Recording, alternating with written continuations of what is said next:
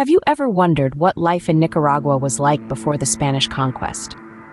Let's embark on a journey back in time to understand the pre-colonial era, a pivotal period that shaped the nation's cultural and historical fabric.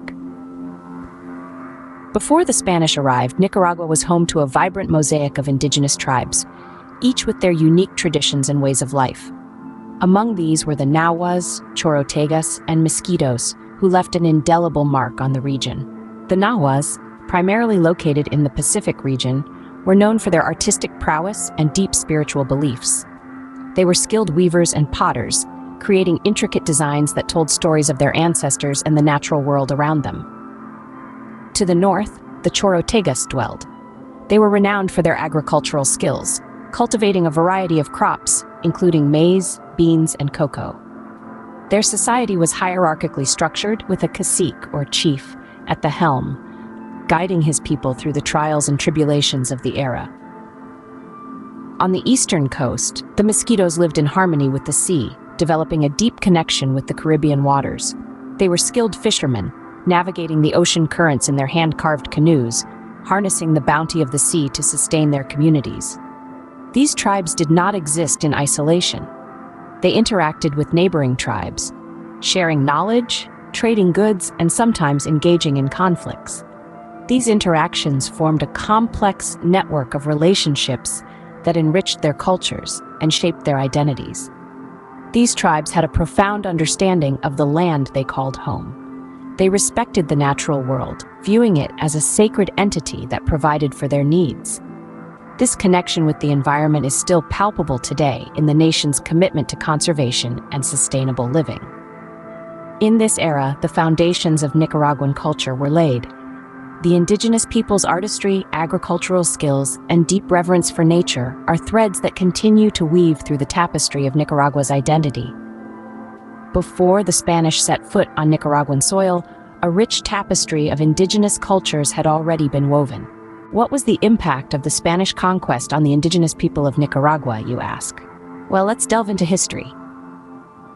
In the 16th century, Spanish conquistadors set foot on Nicaraguan soil. With their arrival came a wave of changes that would forever alter the face of this land. One of the significant transformations was the establishment of colonial cities. Granada and Leon, two of the oldest cities in Central America, sprang up during this era.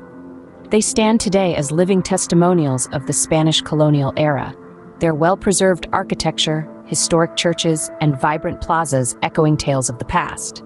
But the footprints of the Spanish conquest extended beyond city walls. The Spanish brought with them their culture and religion, which gradually wove themselves into the fabric of Nicaraguan society. The indigenous population was introduced to Catholicism, and today it's a predominant religion in the country. Yet the Spanish conquest was not a story of peaceful coexistence. It was a time of conflict, subjugation, and loss for the indigenous communities. The Spanish quest for gold and power led to the decimation of indigenous populations, their cultures and traditions often sidelined in the face of foreign influence. The Spanish conquest left an indelible mark on Nicaragua, from its cities to its culture. It was a period of profound transformation that shaped the Nicaragua we see today, a fusion of indigenous heritage and Spanish influence. How did Nicaragua navigate its journey towards independence? Well, it's a tale of resistance, resilience, and relentless pursuit of freedom. In the early 19th century, the winds of liberty began to blow across Latin America. Nicaragua, still under Spanish rule, was no exception. The first seeds of independence were sown in 1821, when the Central American provinces, including Nicaragua, declared their independence from Spain. However, the road to self-rule was far from smooth. Nicaragua became part of the United Provinces of Central America, a federation that promised unity and sovereignty.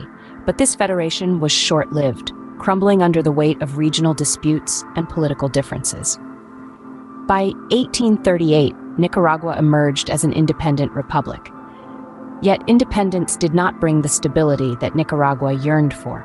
The nation found itself caught in a web of political turmoil and power struggles.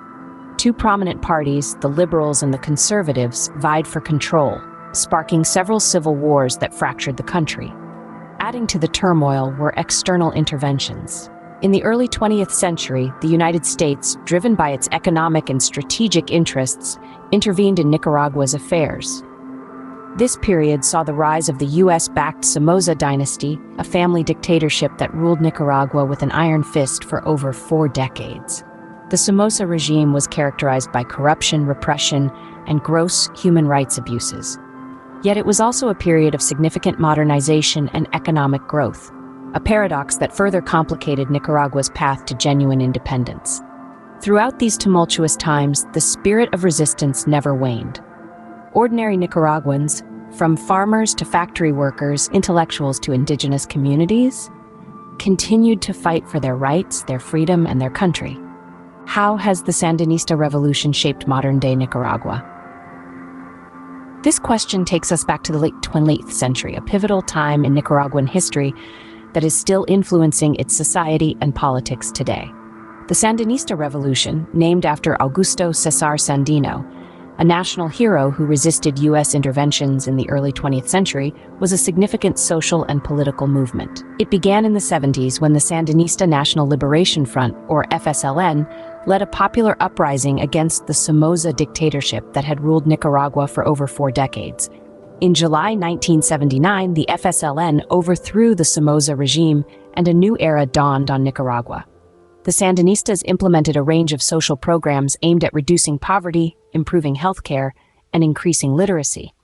They also sought to redistribute wealth and land, which led to a significant transformation in Nicaraguan society.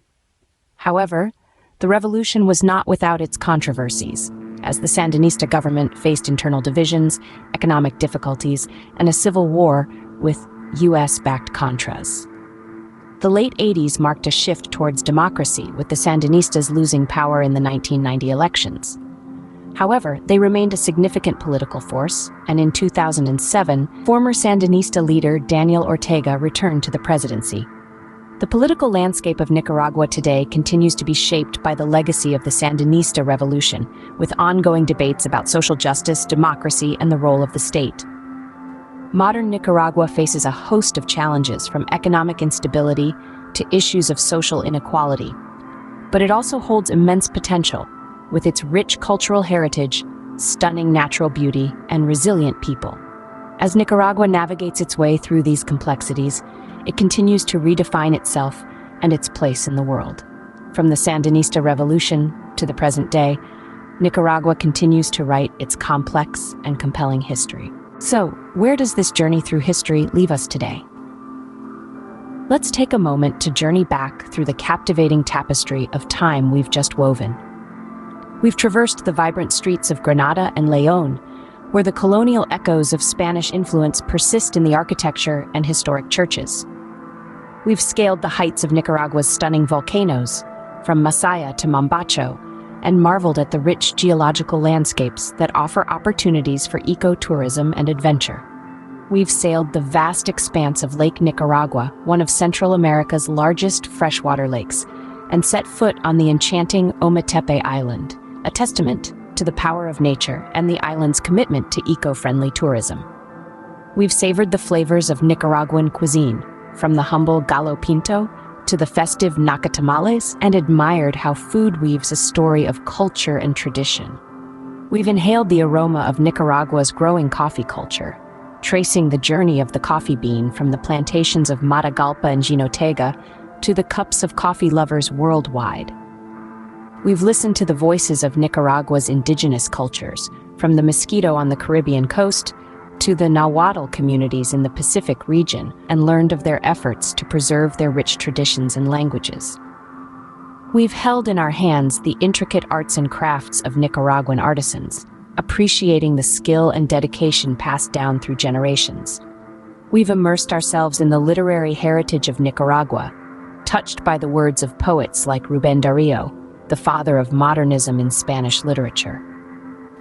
We've ventured into the diverse ecosystems of Nicaragua, from rainforests to coastal groves, and learned about the country's commitment to conservation and biodiversity. And we've danced to the rhythm of Nicaraguan festivals, from the Feast of San Sebastián in Diriamba to the Gegensi mask dance in Masaya, understanding how these celebrations are integral to Nicaraguan culture.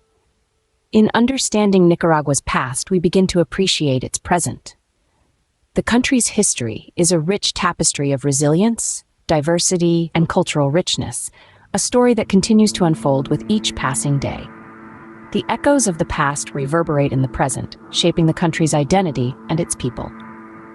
As we explore Nicaragua, we uncover a story of resilience, diversity, and enduring cultural richness that continues to shape this fascinating country.